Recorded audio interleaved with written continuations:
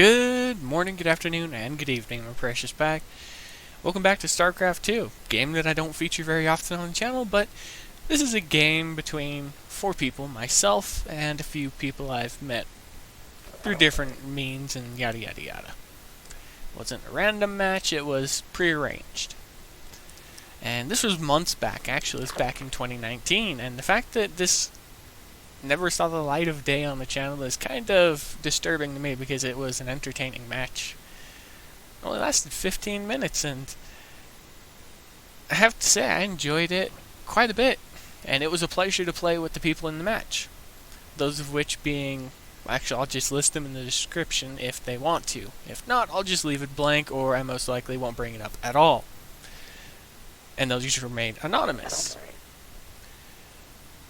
At least until names start popping up at the end of the match from who won, who lost.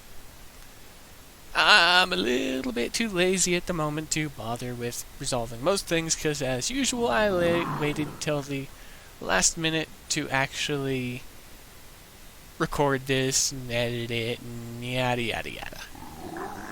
For a change though, it actually primarily isn't my fault. I didn't sleep well yesterday and it's been a fairly long day. However, despite it being long, it has actually been a fairly good day. Well, quite a laughable day. For almost 8 hours, I have to say. 8 hours between myself and 2 others talking in chat. 6 hours, technically, because I wasn't really active for the first little while. And wasn't too active because I was taking care of other things. But it was a blast nonetheless. Something I haven't had in a while, which was just a very, very good laugh. Naturally, as you can tell, I'm taking a drink of water. Because we want to try and do something each Friday. I'll explain it more later, but for now, let's go ahead and let's jump back into the details of the game. So, first thing you notice is that the Units tab indicates that we're all playing as Zerg, every single one of us.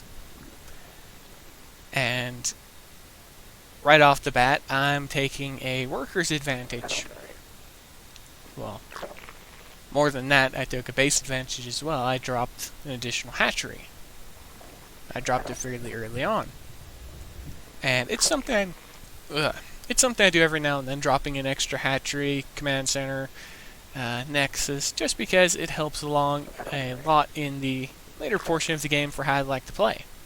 And that is going heavily on unit production and stuff like that. So, to begin with, my economy is going to be much, much weaker. As you can see, one of the opponents, Queen Hive, or Queen Mother, just literally floated right down into my base. And because I have no queens or anything like that, because I'm focusing on building up the economy, rapidly setting up upgrades, and saving up to build a 3rd hatchery, I have no AA units. So she's just going to get to leave that there to do whatever it wants to do. So it can literally just float there and start to puke out creep all over the hatchery if it wants to. But for now, it's doing an effective job as a spy. But what it doesn't see at the moment is the fact that I have a 2nd hatchery and 3rd one on the way now, as I just queued it up there at the 3-minute 45-second mark, or a little bit before that. Oh, and they're attempting an early attack, but most of my Zerglings are already upgraded, because I think we'll advance. One of the things I always try to go for is the upgrades early on. Again, another part of the game that I tend to overly focus on that leaves me weak in the early game, but I'll have everything I need in the late game a little bit sooner. And as with the 3rd hatchery, naturally you're going to see the worker count climb even more, and I'm already leading 28 to 22 for the 2nd best, which is on my team. Oh, and I'm producing a large number of Zerglings because I have an excess number of resources, and this is where the 3 bases comes in handy. Because I can pump out units that only have a mineral cost, and it basically doesn't affect the economy, so I can continue building up and focusing on upgrades and stuff like that without too much worry of hampering my progress towards the ultimate end goal, that being the big, the bad, the almighty, the Ultralisks. And as entertaining as they can be at times, naturally they have a 2-point cost. 200 minerals and 200 Vespene gas. And, well, the only thing that's produced in Vespene at the moment is the main base. Neither of the secondaries are doing much of anything in that regard. And due to me focusing heavily on Zergling output, my worker output has actually kind of suffered, as you can see, because there's like next to no drones at the secondary base I started early on. So I should probably resolve that.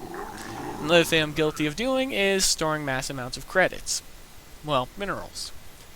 When I could use them to build, I don't know, queens to be able to deploy additional drones and more Zerglings a lot more quickly.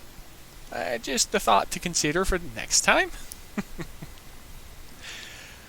But aside from that, the fights are fairly straightforward with how they start occurring and how quickly they begin occurring. If I had been playing as Terran or Protoss, I will have already started attacking, and if you guys actually want to see one of those videos of Protoss versus Protoss, just go ahead and say so below in the comment section. I'll go back through my replays list, find the video, and I'll get that uploaded. Because it actually is worth viewing, because it was pretty enjoyable as well. Most of the fights, they're not really short-winded, because they're not small skirmishes, they're large fights with a good number of units on either side. So, for any of you who came to see the numbers games, well, you're going to. Oh, there's that Overlord again, just casually creeping along. And I'm just pumping out Zerglings in mass numbers. Still haven't started any queens yet, because again, still for some stupid reason, I rarely start them, because I mean, I played the first StarCraft more often than not, and we don't have queens in the way that we do in the second game. They're more of a trolley unit, spread vision type unit. Oh, and you can also troll the enemy worker lines because you can blow their freaking SCVs, drones, and probes up into broodlings. Because, why not? And on top of that, I mainly just... How I play, I tend to never actually need the queens because I tend to have excess drones. I just don't really use the... I don't use the larvae as quickly as they spawn. And there's some fighting going on down to my left side. And it would appear as though the Ultralisks have arrived. So, one of them went for a heavy air build, as you can see via the Units tab.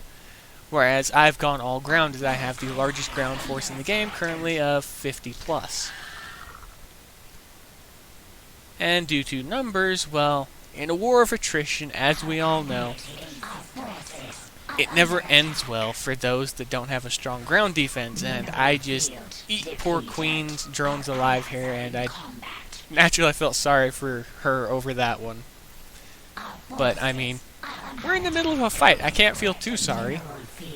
It's either my drones die or your drones die. We gotta choose. And I didn't just stop there because I flattened the entire base because, I mean, once I realized what was going on, I left a portion of the base because I naturally didn't want to lose all the Zerglings to the Mutalisks. So on to the one that's producing Mutalisks. And I just attack, move into theirs, and go back to doing what I was doing of mass-producing units. And this is where it gets disgustingly filthy, because at this point I have multiple options that I can lay out, and normally what I do is I actually double the number of bases I have, because typically I have 1,000 or more resources stored up, and then immediately after starting 2 or 3 more bases, I immediately start pumping out ground units at an increased rate. And I do whatever I can. Oh, and there's the Ultralisks. And what I do is I normally pump them out at an increasing rate, and for every, I think it's 2 minutes that pass in the game, I'll add additional bases until I have most map control via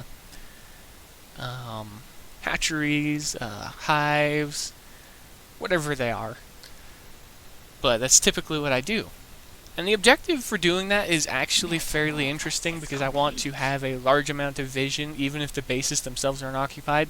But it also gives me a place to move my drones and stuff like that when everything starts to go wrong. or in the case of I run out of resources at a certain base, and in some cases I'm still not utilizing the bases properly because there was 2 Vespines untapped there, and there was a bunch of workers that could have been moved over there, spawned, whatever you want to call it. But we're only 10 minutes in and we've seen fairly large armies from me. But now the largest I have consists of Ultralisks, Zerglings, and Hydralisks. With the Ultralisks being the most dangerous of the bunch because they are the most durable.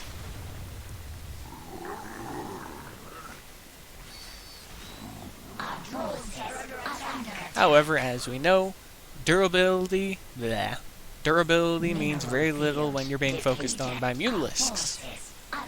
Well, unless you soften their numbers up. And just look at all the freaking minerals I have stored up. Could have dropped 4 more bases at that time. And expanded my influence to the north because there is each of those outposts to my north. I could have taken any single one of them. Or multiple of them. Getting much closer to being able to take 5 actually. And instead I'm still focusing on unit production and just dominating the map. Our drones are under attack. Poor Queen all alone over there. Well, Queen no more. So their main bases are cleared. Pardon me. So the main bases are cleared, now it's just a matter of starting to wipe out the residual structures and yada yada yada. The other thing I have to find is where Queen is hiding her last few hatcheries, because, well, she isn't being revealed, and now it's just me going up to the one that I remember was there. Z on the other side was being revealed, so I got most of their structures out, but they're not going to lose their army because I didn't train enough Hydralisks, and how I used the Hydralisks later is a pretty poor excuse, because I built the mix of units to behave in a mostly automated fashion of just attack moving. Hydralisks start ripping Mutalisks out of the air, while the brute force of the Ultralisks mixed with the Zerglings just goes wild on the bases and stuff like that. And I mean, right now we're base trading. Everything I lose, it's a matter of beating them, because once my last structure's gone, that's it. Because, again, I was so focused on just being aggressive that I never really stopped to look into expanding out, as I was stating here. And it's something I'm guilty of whenever I start to get an advantage over an enemy with terms of units. Well, when it comes to trading bases, I've never been good at that. At least not as Zerg. I'm more at home as Protoss and Terran. Terran being the Iron Wall defense, where I just lock down portions of the map and just slowly creep out and just dominate whatever I possibly can. Now, at this moment, I thought that it was actually the last structure on their team right there. So I'm telling everything to focus on it, and right here, I could have wiped out the majority of that Mutalisk army by having the Hydralisks attack move, and I could have weakened them heavily. Instead, I tell them to focus fire like a stupid little troll.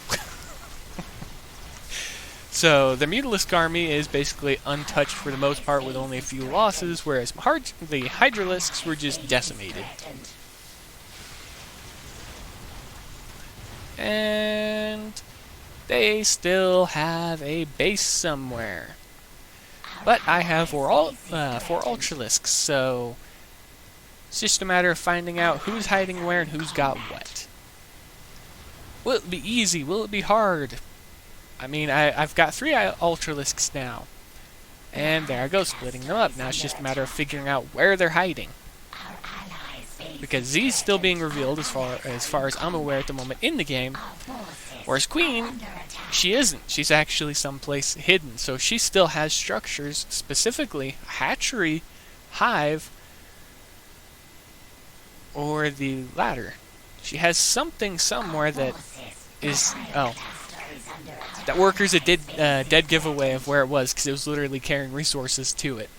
And because of where it was going, I immediately realized, oh, hey, it's over here. I grab all the Ultralisks, and let's start the walk of just either what will be shame, because they will all die and I'll lose, or the walk of I just won. And in this case, they can't kill that one Ultralisk. It's just refusing to go down. Finally goes down after getting a few good hits in. But just like that, fight's over. Allies' base is threatened. Almost made a mistake there, but again, fight's over. GG! Hope you enjoyed my pack. Be safe out there, my pack. Happy hunting, and as always, I'll see you later.